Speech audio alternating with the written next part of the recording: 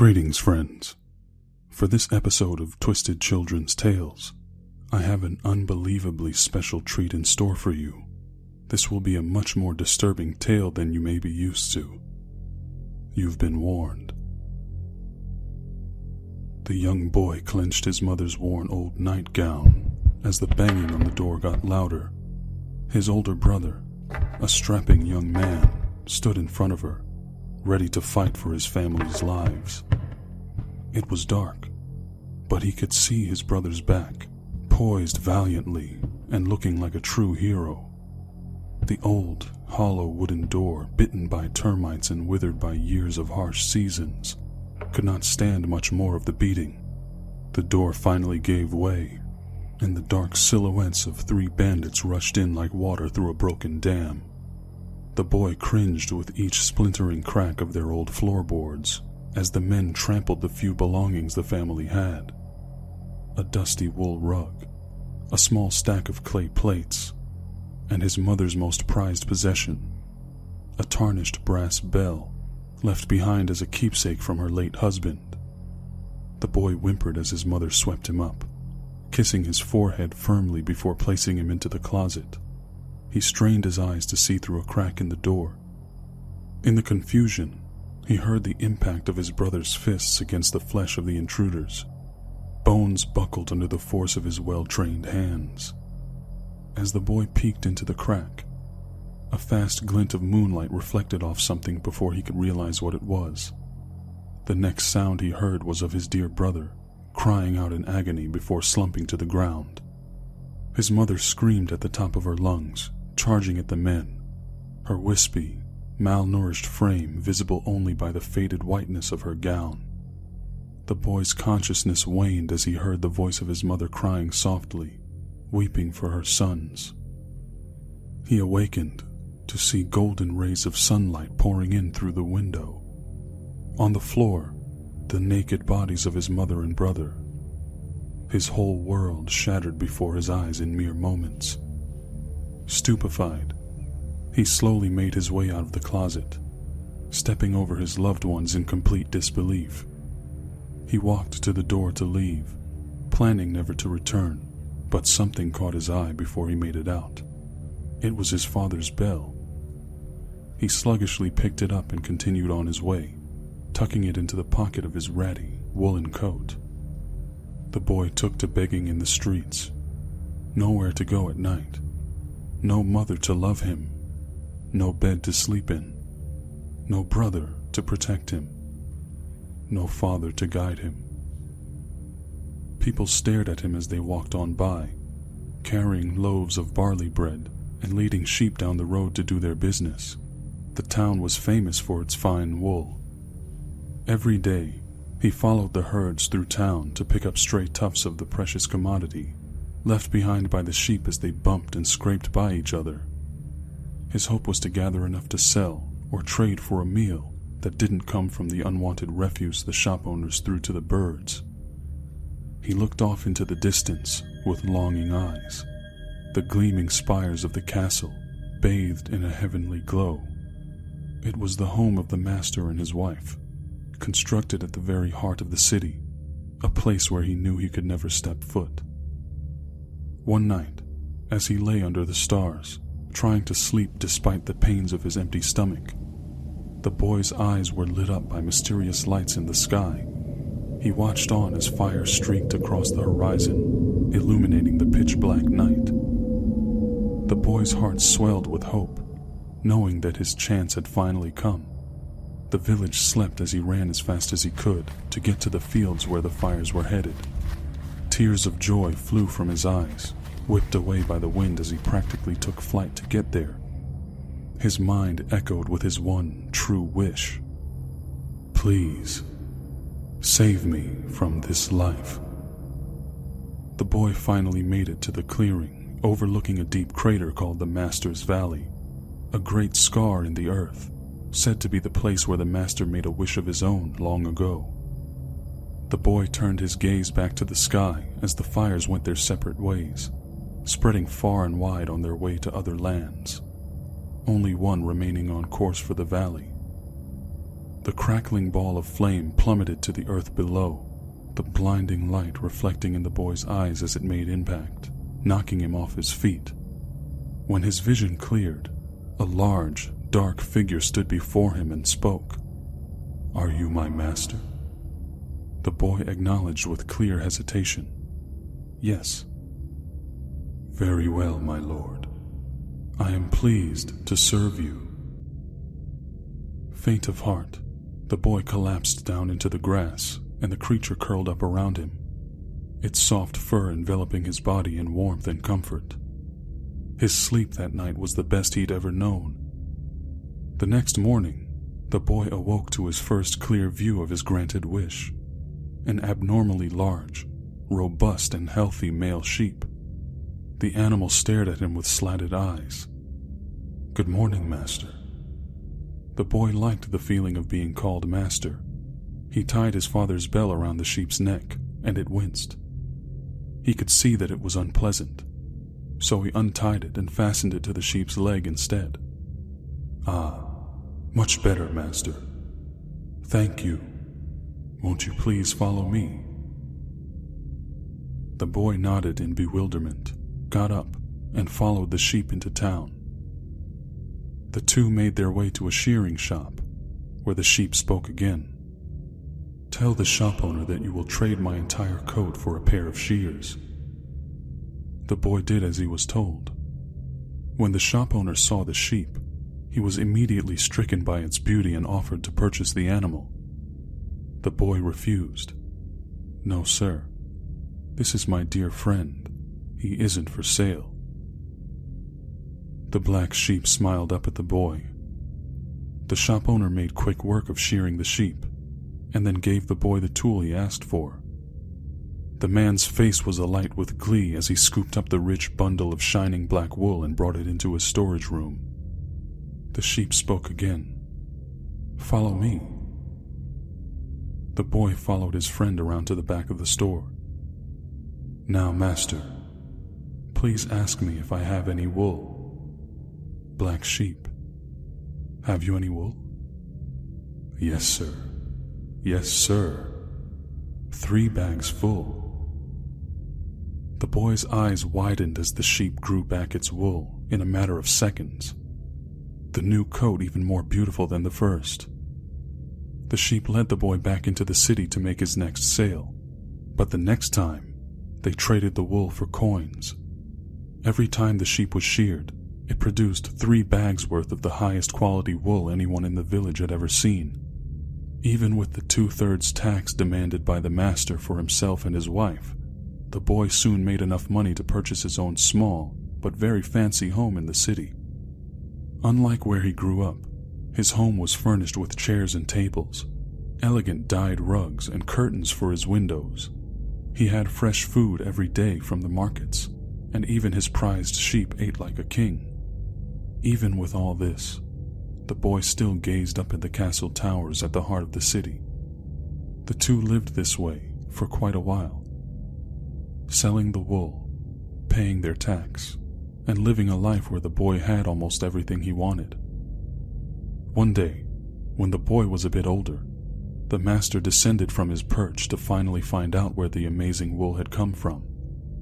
The master couldn't believe it when he heard that it was just a boy and 1 sheep. He went from shop to shop, asking how to find this mysterious pair, and happened upon them while they were out making their deliveries.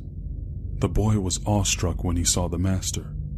He had never laid eyes on him before, but he knew who it was right away. The master recognized the sheep's black wool and took the boy into his arms, lifting him up like a father would his own son. The boy's mind was flooded with memories of his past, missing the embrace of his father. The master declared to the marveling onlookers that the boy was now a member of the royal court and would be joining him in the castle that very day. Dumbfounded, the boy looked at the sheep, who smiled gently back at him. The pair was escorted by royal guard all the way to the center of the city. Along the way, they heard the guards chattering about the master wanting the black sheep for his own. The black sheep heard this and looked up at the boy again, his eyes suddenly tinged with a hint of worry, almost pleading, but the boy smiled back, easing his mind. Though he felt confident that all would be well, he cautioned the boy, reaching out into his thoughts. "Master, I don't want to belong to anyone but you. I was called to this world to serve you alone. Please." They spent days exploring the castle grounds and enjoying the lavish feasts that were a daily part of life there. During a banquet, the master coaxed the boy into telling the secret of how his sheep could produce so much wool. The boy admitted, "All you have to do is ask." After a while, though, the boy realized that his best friend, the black sheep, was nowhere to be found. He inquired to the master about it several times, but was ignored. After another night had passed, the boy decided to go looking for his friend on his own. He left his quarters in the middle of the night and carefully searched many rooms until he found a stairway with the pale orange glow of firelight cast upon its walls. He cautiously entered and descended the steps. The sounds of shears snipping away, again and again, echoed up the stairwell. Against the wall, he could see the shadow of his friend being held by a rope as two of the master's men sheared his wool, each one taking turns saying the magic words and shearing it again as soon as it grew back. The boy worked up the courage to peek in. He could see the black sheep, his skin trickling blood onto the dirty floor from the constant shearing, bales of his rich wool stacked up to the ceiling behind him. The black sheep's eyes glinted in the firelight as he looked up pleadingly at the boy. He seemed to gaze all the way into his soul. Frightened of being caught, the boy ran back to his quarters and hid under the covers, where he fell asleep. The next morning, the master came to the boy and said, "My boy, you must sell me your sheep. If you do, you will never have to leave this castle.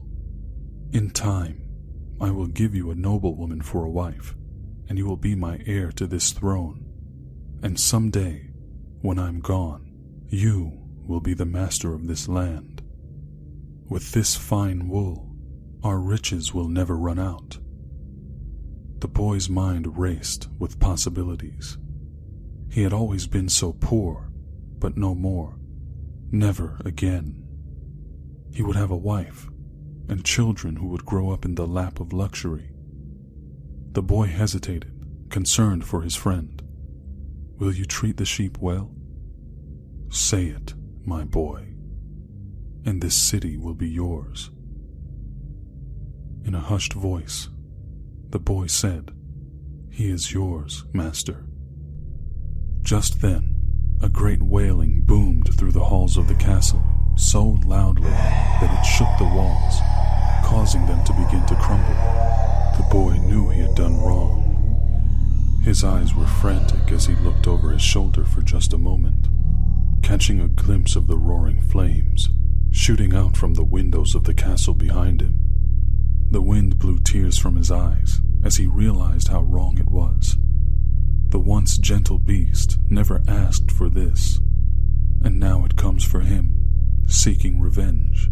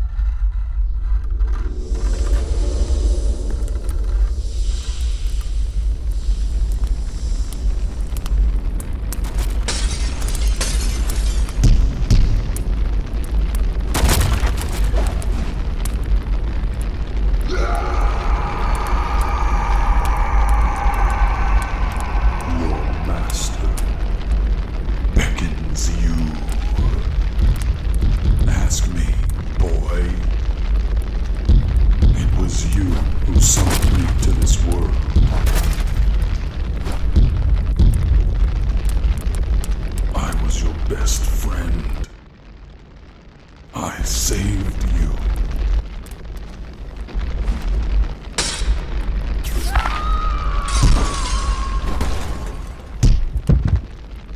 You betrayed me. Now, ask me.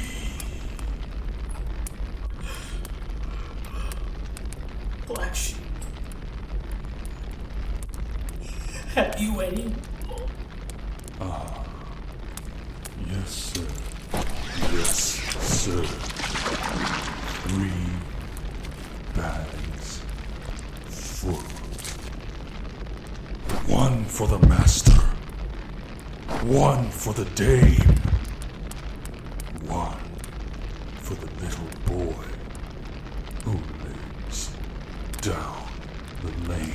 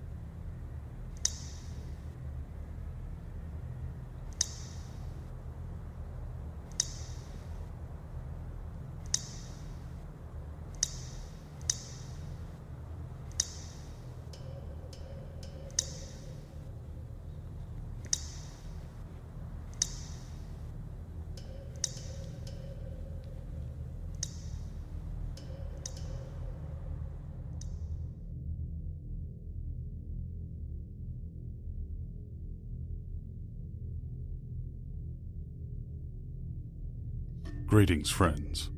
Thank you so very much for watching. This project has been quite some time in the making. I thought of it a long time ago, and then I basically reached out to Axeman Cartoons, and after more blood, sweat, and tears than I could even imagine, he was able to produce that lovely, grotesquely beautiful work of art that you just saw there. I'm sure he's proud of it. I hope he is. And I'm certainly proud of him for creating it. We both discussed so many possibilities and so many different concepts regarding this as we were in the development phase of the visual part of the story. Because I wrote the story, I thought about it a while ago, sent it over to him, and we immediately started brainstorming.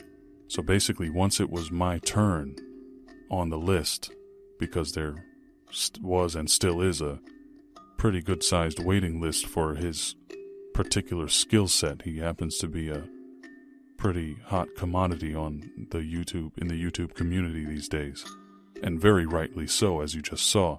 He definitely stepped his game up for this one and challenged himself, and I really admire him for that, because I know how daunting of a task it can be when you're trying to improve upon and challenge yourself in everything that you do. Every project, you try to do a little bit better, do something new, try something you didn't try before.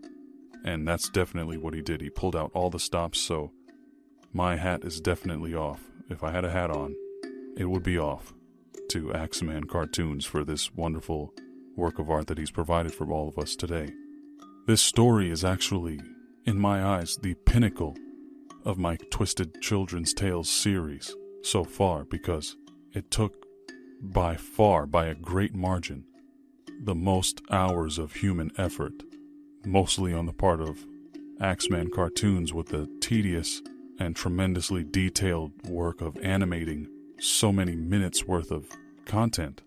You guys would be shocked if you really were step by step involved in the animation process. It takes so much patience and perseverance and creativity and ingenuity that it's really truly staggering. So once again, please show Axeman some love, because he certainly deserves it. I definitely wanted to get that out for you guys to see, because I think the holiday warrants something special. I didn't really do an upload last weekend, so I figured kick it into overdrive a little bit with my busy work schedule and try to get that out for you guys. So I hope you all enjoyed it. And I really hope that you guys have a very safe and happy holiday season full of family and love and all that other good stuff. Whatever you do, be safe. Always remember, not just in this season, but in all seasons, treat others the way you'd like to be treated yourself.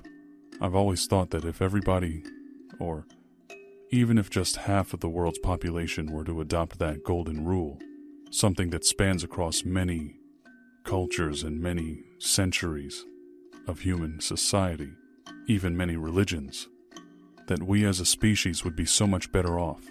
I really wonder why nobody seems to be that interested in it.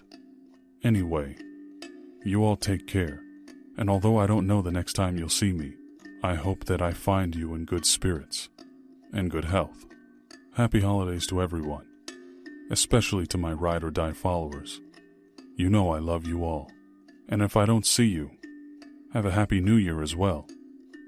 I'm Mr. X, and may your nights be full of dreams.